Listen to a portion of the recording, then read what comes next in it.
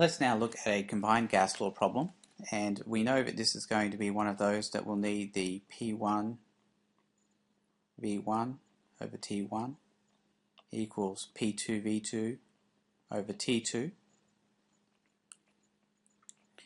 because we've got the gas under two sets of conditions. First of all, it's at STP, and then we're looking at it under different conditions with 450 mils, 27 degrees, 27.0 degrees, and 770 torr.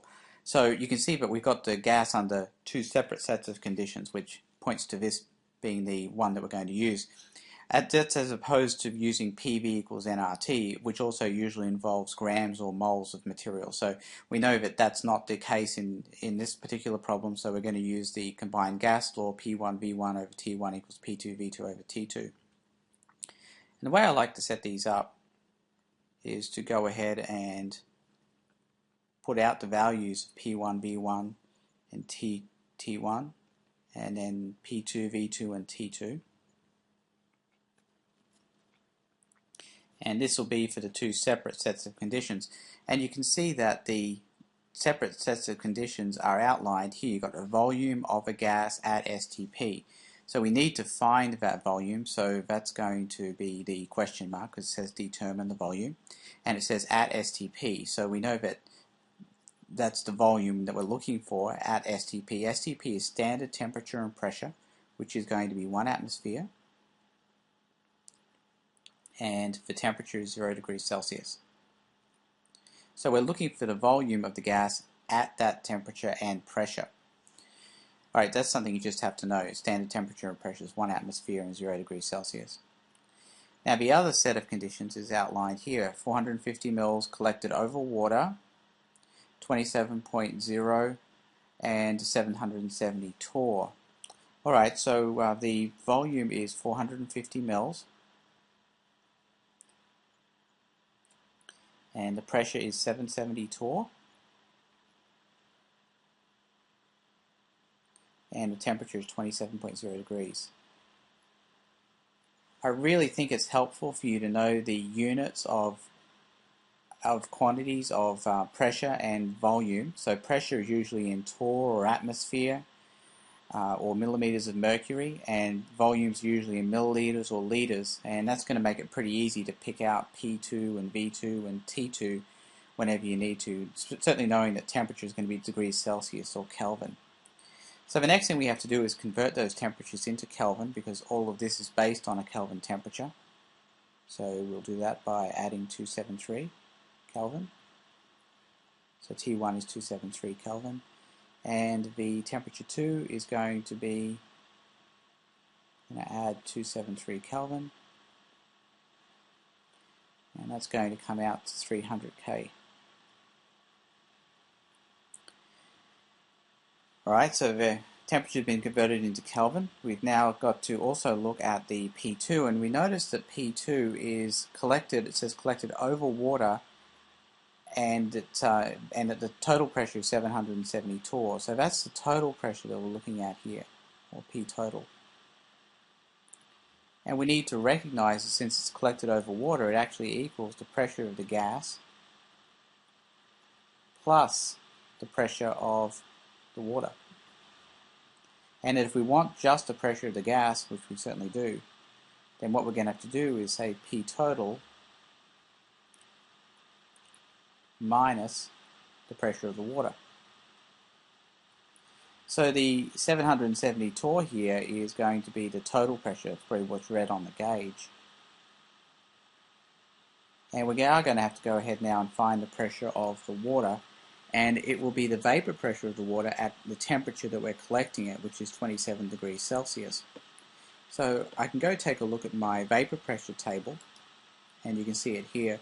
I just go up to 27 degrees Celsius, and I go across, and I see it's 26.7 torr is the, or millimeters of mercury and torr are going to be the same thing. So it's 26.7 torr or 26.7 millimeters of mercury.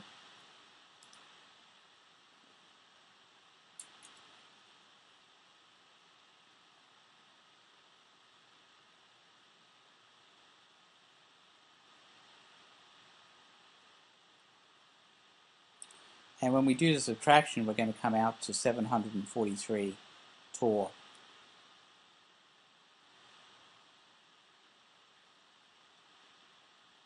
Now, as far as significant figures go here, you've got 0 decimal places and 1 decimal place, so the answer comes out to 0 decimal places, which is why I've shortened it down to 743 torr. Right, so I'll do the same thing here.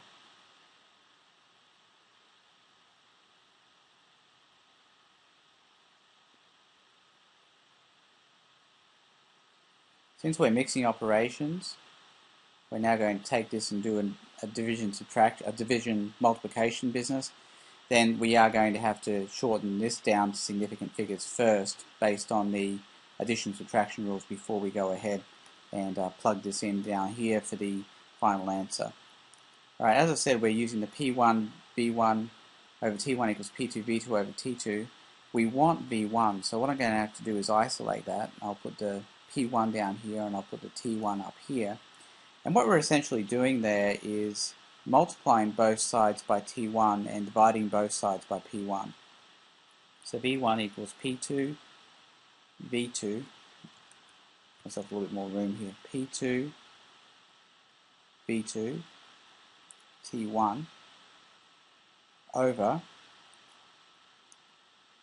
P1 T2.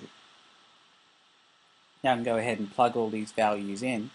One thing I've got to make sure of here, I've got 743 torr and I've got atmospheres over here. I've got to make sure that these pressures are going to be in the same units, otherwise their units won't cancel. So very quickly I'll go ahead and convert that into torr, and we know it's 760 torr is 1 atmosphere.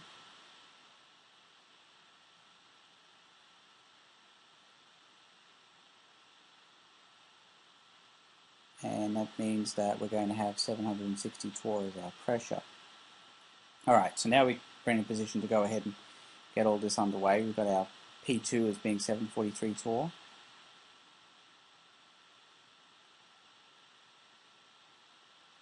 Times volume 2, which is 450 milliliters.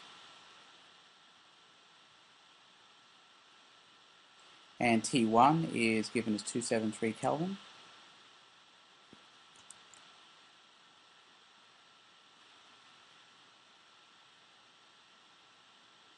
And down here we've got P1 is given as 760 torr.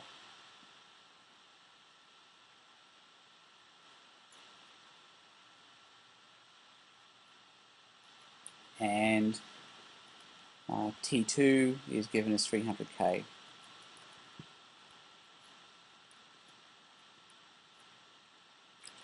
And then when we work all that out, it should come out to be 400 mils.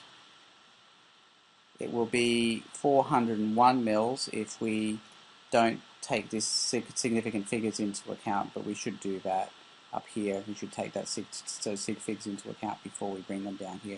So that's going to give us our total as 400 mils.